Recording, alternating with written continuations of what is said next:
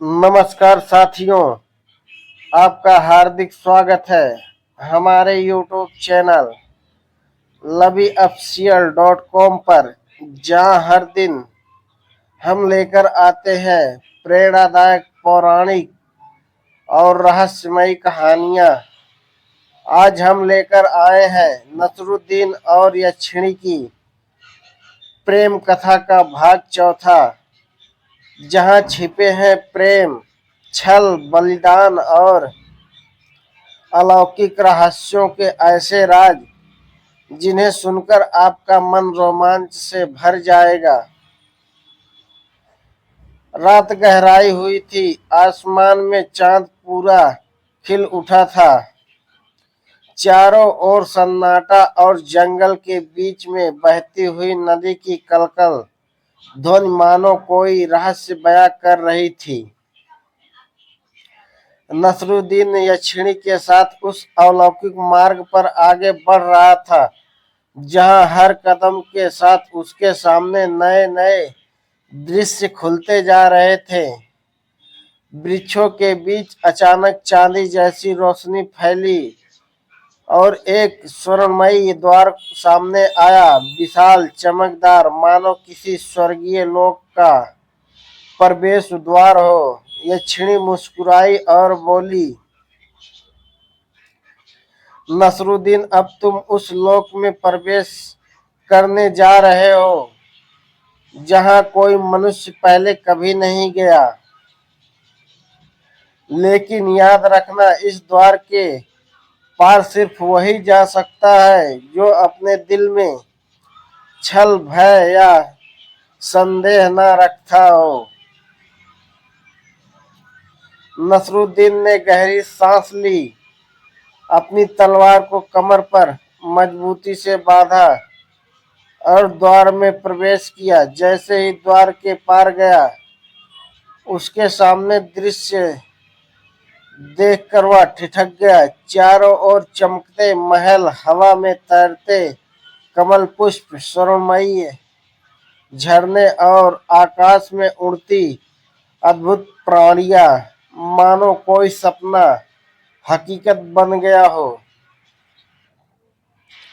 वहां के प्राणियों की आंखों में दिव्यता थी और हवा में प्रेम का अजीब सा कंपन था। यक्षिणी ने कहा, यह मेरा लोक है, लेकिन यहाँ आने के बाद तुम्हें 3 कठिन परीक्षाओं से गुजरना होगा। अगर तुम सफल हुए तो सदा के लिए मेरे संग रह सकोगे, और यदि असफल हुए तो तुम्हारी आत्मा यहीं बंधकर रह जाएगी।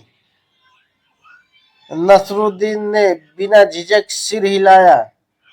प्रेम सच्चा हो तो भय का कोई अर्थ नहीं, मैं तैयार हूं। उसे एक ऐसे महल में भेजा गया जहां हर कोना उसका रूप बदल देता।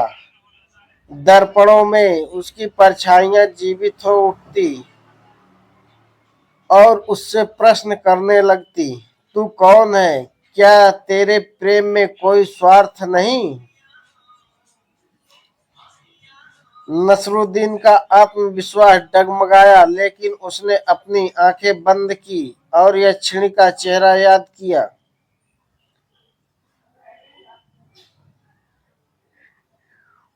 धीरे धीरे भ्रम टूट गया और महल गायब हो गया। उसने पहली परीक्षा पार कर ली। अंधकार से भरी घाटी में उसे अपने सबसे गहरे डर के सामना करना था। अचानक उसके सामने उसका अतीत खड़ा हो गया। वे गलतियां, वे पाप जितना उसने सामना कभी नहीं किया था, लेकिन उसने घुटनों पर झुककर अपनी भूलों को स्वीकार किया और सच्चे दिल से पश्चाताप किया। तभी तेज रोशनी फैली और भय की घाटी खत्म हो गई। तीसरी और अंतिम परीक्षा सबसे कठिन थी। यक्षिणी के गुरु ने उससे कहा, यदि तेरा प्रेम सच्चा है तो तू बिना सोचे अपनी सांसारिक स्मृतियों को त्याग दे, ताकि तू इस लोक में अमर हो सके। इसका अर्थ था नसरुद्दीन को अपनी पुरानी जिंदगी, अपना गांव, अपने माता पिता सब भूलना होगा। वह स्तब्ध रह गया। उसके मन में एक भयंकर द्वंद्व शुरू हो गया। एक ओर उसकी जन्मभूमि की यादें, दूसरी ओर यक्षिणी के लिए अत्यंत प्रेम। आंखों में आंसू लिए उसने आसमान की ओर देखा और कहा, प्रेम तभी पूर्ण होता है जब त्याग हो, और मैं उसे चुनता हूं जो मेरे हृदय में वास करती है। जैसे ही उसने यह कहा, उसके चारों ओर दिव्य प्रकाश फैल गया। यक्षिणी के गुरु ने प्रसन्न होकर कहा, तूने तीसरी परीक्षा भी पार कर ली। अब यह लोक तेरा है। यक्षिणी ने उसके हाथ थामे और दोनों महल की ऊंचाइयों से नीचे झरनों के पास खड़े हुए। आसमान से पुष्प वृष्टि होने लगी। चारों ओर शंखनाद गूंज उठा। नसरुद्दीन अब नश्वर मनुष्य नहीं रहा, वह यक्षिणी लोक का अभिन्न हिस्सा बन गया। उस दिन से यक्षिणी और नसरुद्दीन की प्रेम कथा यक्षलोक में अमर हो गई। उसका मिलन न केवल प्रेम की जीत थी, बल्कि त्याग, साहस और सत्य की भी विजय थी।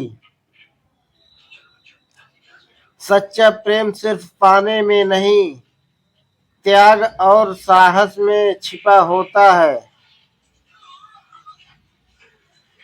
नसरुद्दीन ने अपने हृदय की सच्चाई से असंभव को संभव कर दिखाया।